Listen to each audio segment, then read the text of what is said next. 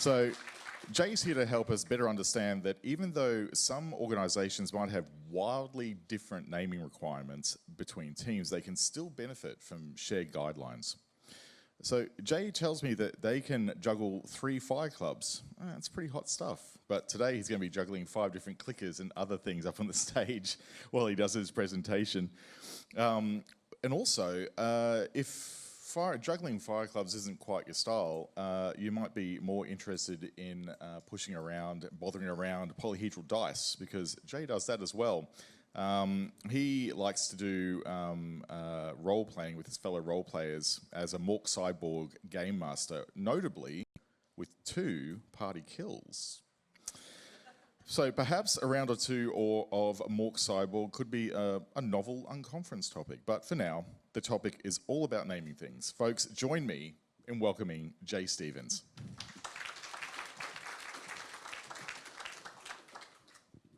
Thanks, Jared. Hello, fellow nerds. So yeah, I thought I'll be fine juggling a microphone and maybe a laser pointer and my little timer here and a water bottle and laptop to click through. But apparently I got to click with this as well. Okay, let's see if I can remember to do both.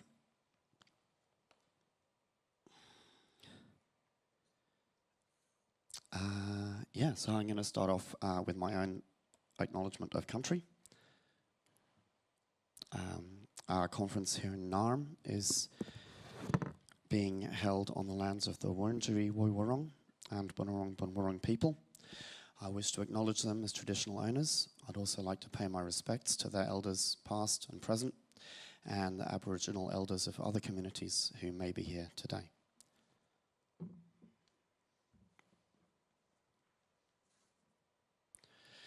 So I'm just going to quickly talk basically today about a project that I've worked on at CSIRO.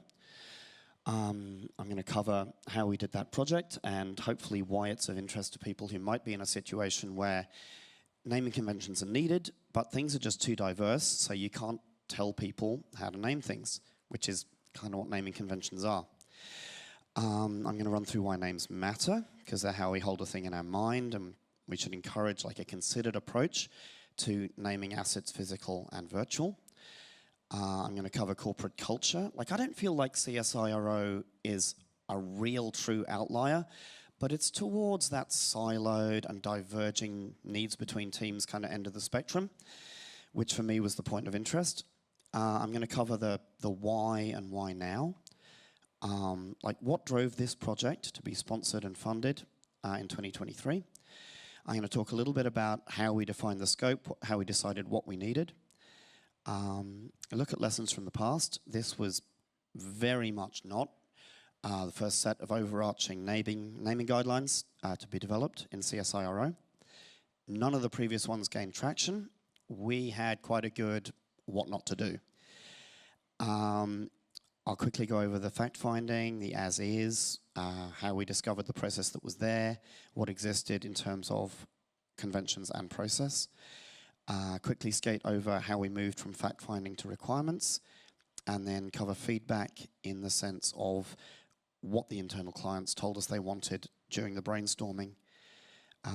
Finally, quick look at the actual deliverable, what we built, and how it's being used.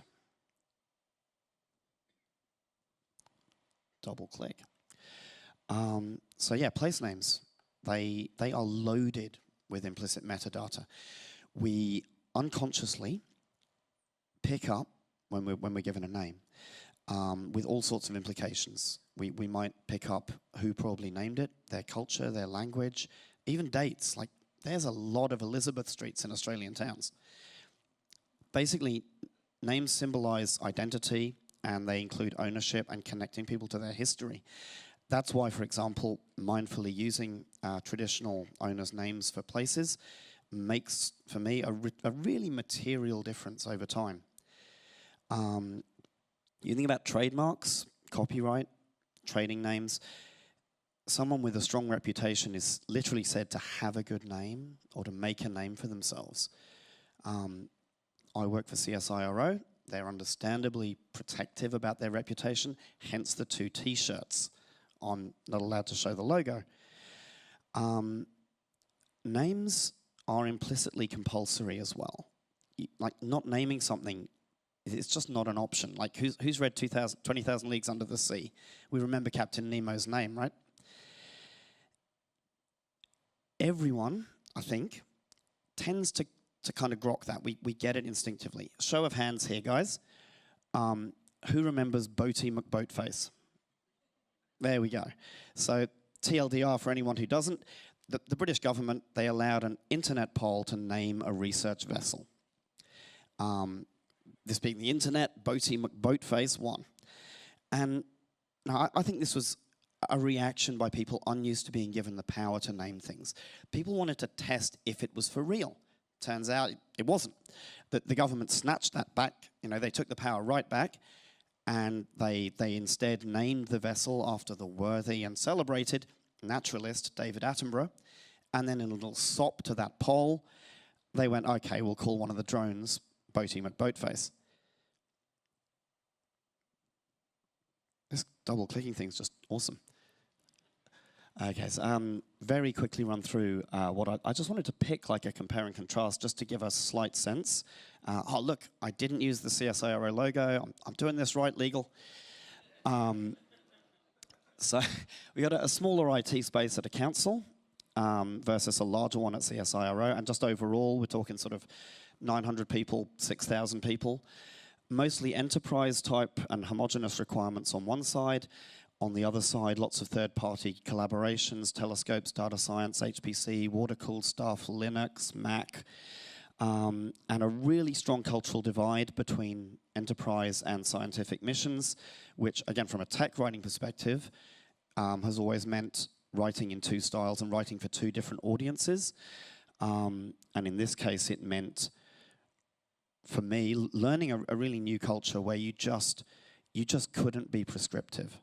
And all the way through the project, I at first almost took a back seat to people who had more organizational experience and knowledge. Just watching them constantly reassure teams, we won't be prescriptive, nothing will have to change, we're not going to tell you what to do, we're going to layer something over the top. And I think the final difference is probably that one around regulations, where there's just a mesh of them, everything from international to state to local to federal. And they all needed to be borne in mind because of things like data retention, which has an effect once you start putting lots of named items together. So why now? The old world of more static reporting is dying. You know, we don't have those web pages that maybe a team updates and then management look at. That's not the reality anymore. Now you've got a dashboard, it's updated in real time, it's connected to the back end. If a leader or a manager sees, you know what, why is 10% of this unavailable? And then they click through and the server behind it is called Sexy Bilbo Baggins. It's a bad look. So we've got increased hardware visibility, right? Tool sets are being adopted that surface hardware names. They surface sets to leaders. You can drill down through those dashboards. You know, this comes down to my boss can see the names I give things. So when we set off to do this, reporting was defined as a really explicit outcome with associated benefits. Things like readability, collation order, ability to do roll-up, consistency between teams just start to matter in new ways. Names are used for sorting and filtering by non-technical people now. Another driver was increased scale and turnover. The move to cloud has, ironically, meant an increased number of switches and servers and VMs and stuff. And at CSIRO, there's quite a lot of integration with the 3 big cloud providers, plus our own DCs. So that comes down to there's too many things to eyeball now. And the final part of that push, I think, was just, standard practice, consistency, auditing. You know, my boss told me to name things properly, I guess is how you could sum it up. So we required something flexible, something considerable, something configurable, and something to manage stuff across teams. It wasn't just about enhancing visibility, but also making sure that data from different teams, and names are a big part of that, could be consistently integrated across organization-wide reporting.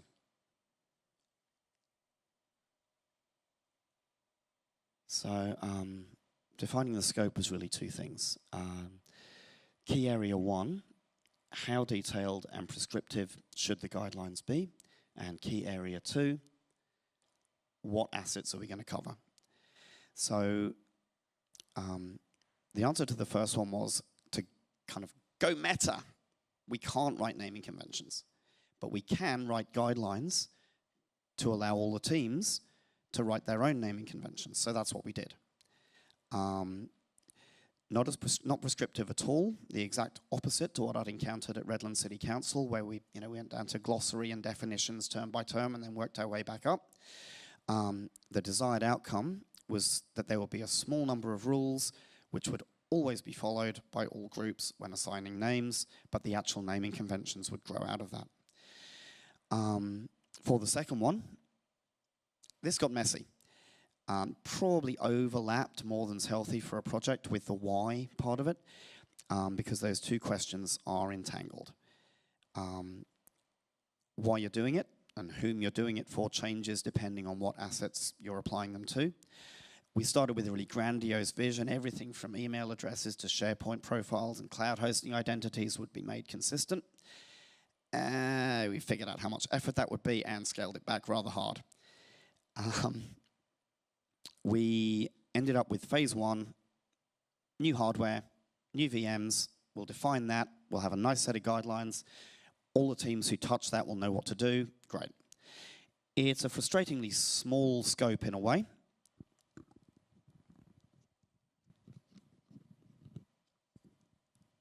But we came up with a roadmap for expanding that by small increments in future phases. We're going to try and trigger that opportunistically when a new system or provider or hardware set's acquired, and just do it painlessly.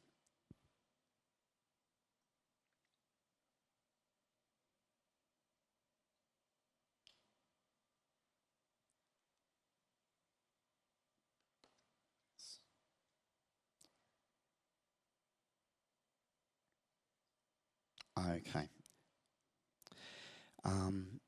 What lessons did we learn from the past? We tried to be strict, backfired horribly. It resulted in things being only narrowly applicable, loads of exceptions, and teams just ignoring the naming conventions. We'd found that we'd almost always ended up with ambiguous definitions. To pick an example of an ambiguous definition that previous naming conventions had ended up with, we would state, hey, you have to comply with this software system's file naming rules, without stating the version. Guess what? Different business units have different upgrade paths. So you've said you've got to obey that particular software system's naming rules, and then they're all inconsistent between teams because they're on different upgrade paths. You put that into a report, it starts to look silly, it doesn't sort well, everything goes wrong. Third one is a failure to account for diverse team needs. For example, at CSIRO, we got 3 or 4 teams who still need to interact with their list of hardware via a green screen CLI, command line interface, with paging, really, into the 2030s. So they need the meaningful part at the start of the name, and they need it sorted by that. Other teams, like the cloud teams, are dealing with a high volume, high turnover sets of virtual machines, and they can't accept, for example, the network connection date of each item being buried in metadata. They need it to be to be part of the device's name. So the conclusion from this kind of lesson learning was basically, from our leaders, whatever the stakeholders say, what you really got to deliver is a flexible set of guidelines that sits on top and just gives us a signpost towards best practice and desired deliverables.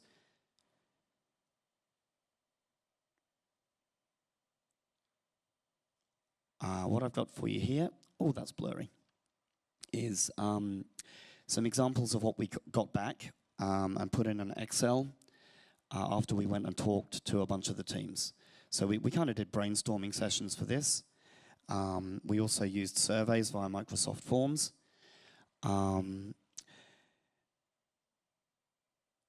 They all knew they were going to get to retain all of their existing stuff. So we were gathering knowledge about process, knowledge about documentation, and we were encouraging those teams to bear in mind that once this comes to fruition, once we're delivering this, you guys are going to reference our guidelines when you update your naming conventions. That's going to be the driver for alignment. That's going to be how this stuff works. All we're building is a set of signposts, and we want to know what you're already doing so that we can help you and move you in the right direction. You'll notice there you can pick out that location codes are commonly being used, but in different ways. And if you look at the top row, there's also kind of a mixture of sources of truth between teams. Some teams were putting them in PDFs that only leaders could edit. Other teams had them on Confluence pages that anyone could update. So there was quite a different, quite some cultural differences in terms of how open the team's rules were. I'll give you one more snapshot of that. So there's quite a lot going on here, but it does allow you to see, I think, some of the reasons why there's a bit of weight to the decisions. A lot of the teams had a kind of no renaming of servers rule, and these things sit in racks for 7 years, right? You get it wrong, you got a problem for best part of a decade. No renaming of hosts there as well. And I think everyone here is going to have experienced this at some point. We kick off this project, we're like, great, we're going out, we're consulting, we're being open. What do you discover? You discover there's people working in parallel, right? There was a Microsoft SQL Server cluster naming convention working group that we'd never heard of. There were at least a couple of others, and you just suddenly realize, what, we're working in parallel. It's going to have to be always a living thing, always a living document. I'll try to skate over this quickly. That funny bit that often doesn't really surface on the project plan, where you take the current state and you go, okay, this is how the requirements come out of it. We brainstormed and brainstormed and brainstormed, and we tried to really use what I just showed you before, those Excel spreadsheets and other things built out of them, to make that current state visible so that they could understand, each team could understand the constraints that other teams were working on and which issues they shared, rather than which issues were just their own when they have all these assets coming in and they're trying to apply names to them and they're trying to follow rules, but the leaders are maybe changing those rules. And that really helped. They realized they're not struggling alone. Their problems might be a bit different, but everyone else has got the same struggles. And that final point is a lesson that I'm going to carry forward, I think, for the rest of my career, because I watched other people do this and do this really well. Like, honestly, when you introduce a new process, you introduce new rules, there's always overhead. And busy project managers, busy product owners are going to look at you and go, I hate you. So I was lucky enough to work with a couple of people who just have this really good skill of just kind of bringing the two things together and going, yep, okay, there's a bit of overhead to this, but A, here's all the ways it benefits the organization, and all the ways that you can show that you contributed to that organizational benefit, and here's the ways that it'll make your internal process smoother, more consistent, and better. And if you can align those two things in people's heads, you get like a proper kind of buy-in where they actually want to help you make it work. Sorry for the great big mess of text here. So feedback in the sense of what they told us they wanted as internal clients. So they wanted to know we were not going to impose anything. We reassured them again and again and again. They wanted comprehensive rules on formatting, even if they weren't going to follow them. They wanted a good example of what works. And most of all, they wanted guidelines so that when they were creating or updating their own conventions, they knew they would be in alignment. And what came out of it that we weren't expecting in the beginning was that they also wanted guidelines around the process. Who should do what in what order, who should hand what onto whom. I'll cover a little bit more of what that means in terms of process in a slightly later slide. So we also asked them how involved they wanted to be in this process and how much detail they wanted. Most teams just wanted to be consulted. We found a few virtualization guys, cloud platform guys. They said, hey, you know what? Loop us in, put us in some of your meetings. We want to be completely involved in this project from the beginning. I think that reflects the fact that once you're in a team that is creating, managing, onboarding, connecting, and disposing of virtual machines in the hundreds, good naming is going to take lots of pain away, and they had realized that already before we rocked up. Main use cases, some examples we got. You know what, the manager wants to be able to check that our assigned names meet the standards. Or we just want a set of rules to easily name each thing without having to think. Desired level of detail. Two things. Every team had a different level of detail that they wanted. And every team insisted it was a must-have. I'll cover how we dealt with that. Spoiler alert, not that great. At least they all wanted a Confluence page, so there was that. Okay, so looking at the actual deliverable, part of what we actually delivered, which was just Confluence pages. This first part is just a link list. It is literally just a link list.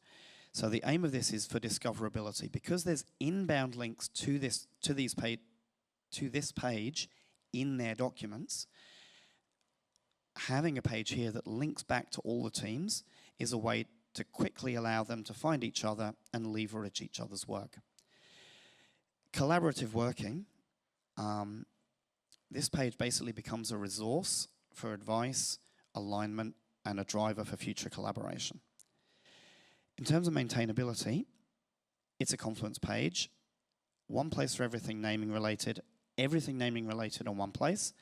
It's like the first step of alignment already complete. Almost every team member of every stakeholder team already has the skills to update this page if they want to.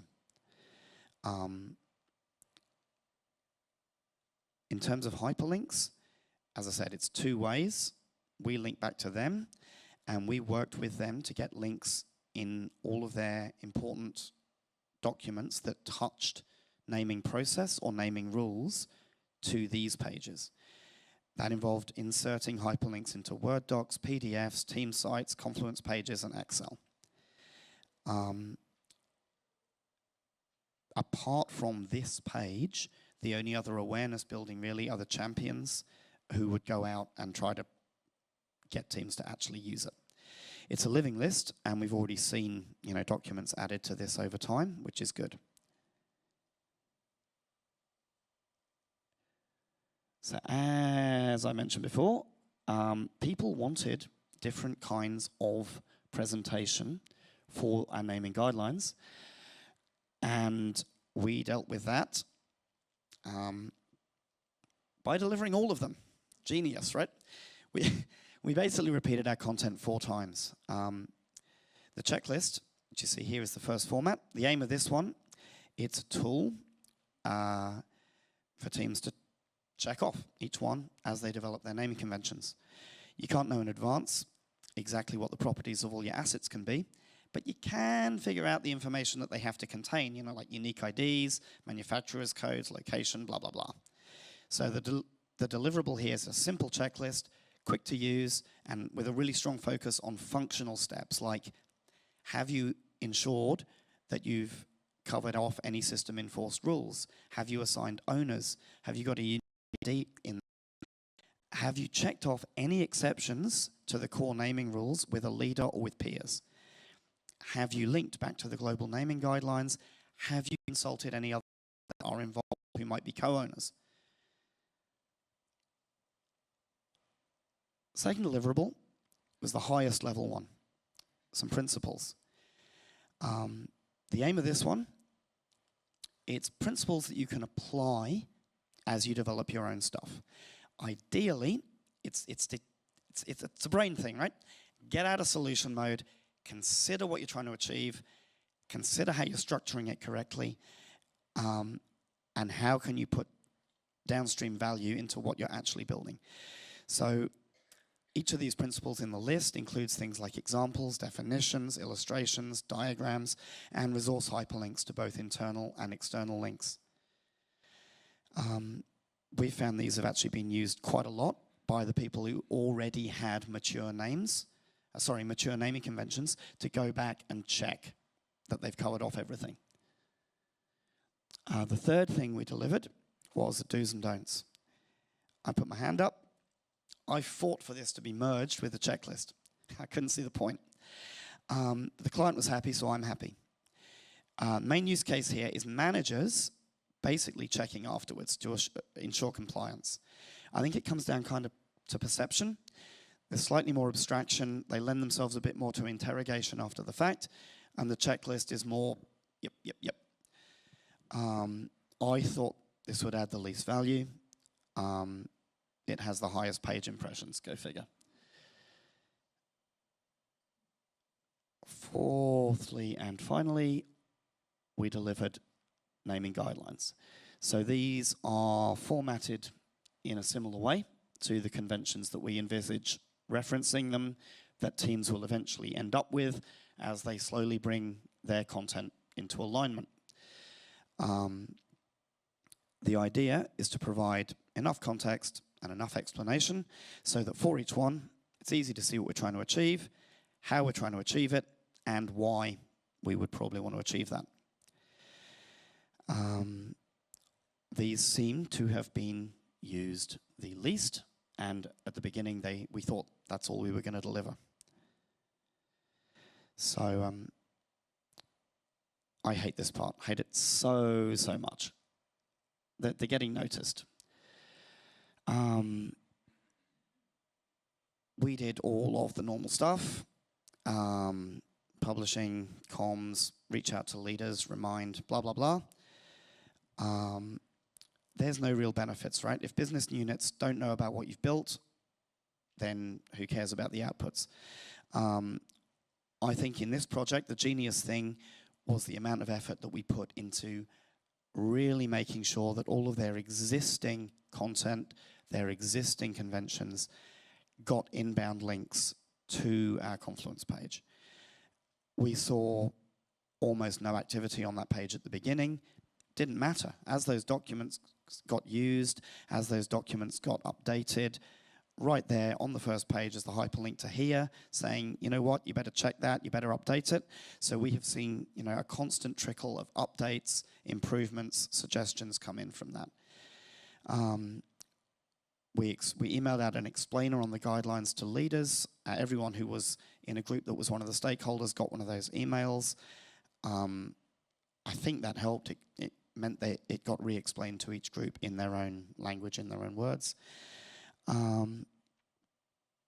In terms of lived experience, I've just found, CMS-driven intranets suck. We mostly lie to our managers about how well they work, and they've mostly delivered the opposite of what they promised. Things are harder to find than they used to be. We played around until we saw our page near the top of the results. We raised tickets with the Confluence gurus. I wish we'd had some sort of nice, expensive third-party plugin like Glossary. It would have been great. That's pretty much it. Final point, how do we see the outputs being used? We are seeing all the usage we hoped for. We are not, so far when we click through, seeing that the new content they generate is really more aligned than it used to be. So I feel like we still have to culturally follow up. But in terms of use and it being a living thing, a massive win. Thank you very much for letting me talk about my rather dry project. I hope it's useful just in terms of ideas for handling situations where you can't get prescriptive and you have to kind of do some guidelines on the conventions, which I think applies beyond naming as well. Sometimes you need to go meta and just provide signposts. I think that's me. This is the time where I say thank you very much and start dodging your questions.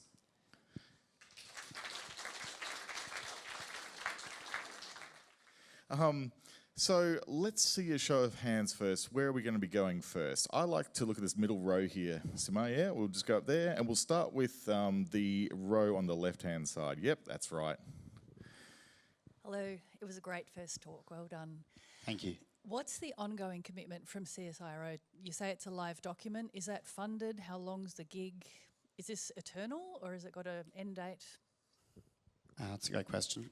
It was handed over as BAU to the Business Analysis Group, but it does seem to be very light touch because mostly people get in and they make suggestions as to how it could be updated or improved, and so far it's pretty much just been like, oh yeah, that's a good idea, click, click, and it takes 5 minutes.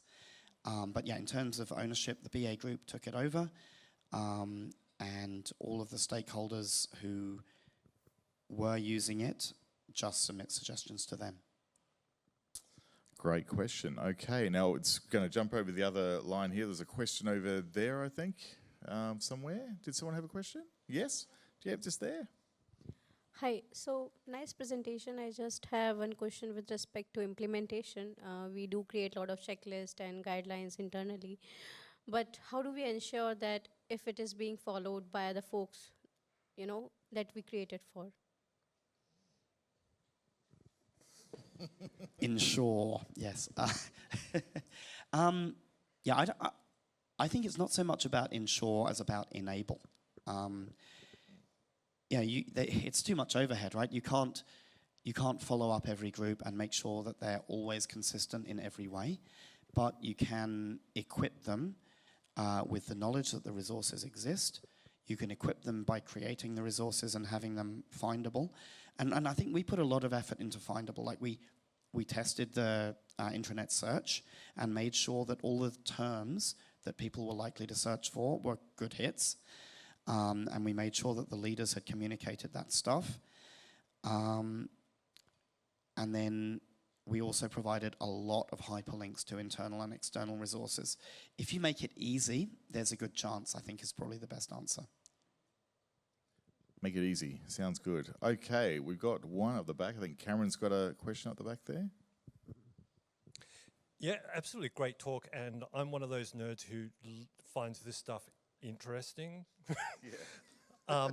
So what you have achieved, I'm hearing just how hard that is. And I think that it is very valuable to be able to share that around the world. And I'm wondering, what has the rest of the world done in this space? Like, did you research externally? And if it hasn't achieved your level of success, is there any thoughts about open sourcing it or open standarding it? Yeah, good question. I found very little out there.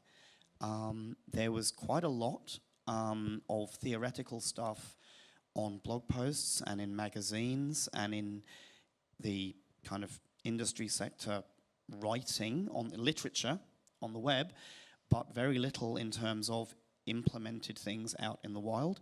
And I think that's because maybe most people and most organizations are still stuck in a slightly more prescriptive mindset.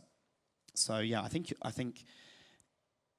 I don't know if it will be CSIRO that does it, but I'd love to see effort put into maybe building frameworks at that meta level that say, hey, here's how we provide people with frameworks and building blocks so that teams within an org can build their own naming conventions which are still closely enough aligned so that things like reporting and dashboarding works well across the different business units. I've seen almost nothing on that, yeah. All right, directly in front there. You spoke a bit about how you thought that do's and don'ts list would be like the least important part of this, and it ended up being probably something that people use more than any of the other sites.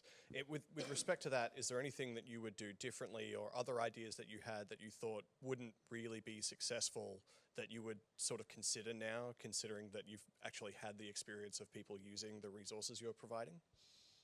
I think coming from a dev team tech writer background, I was focusing, in hindsight, almost exclusively on, oh, hey, I'm in a team and we have this process and here's 600 assets and we need to name them. And I wasn't thinking so much, oh, I'm a leader and we're being audited.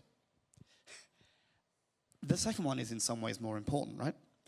But we have to cover off both. We've got to make it easy for where the rubber meets the road. We've got this process, we've got to get it right. It wants to be nice and consistent. It wants to be quick.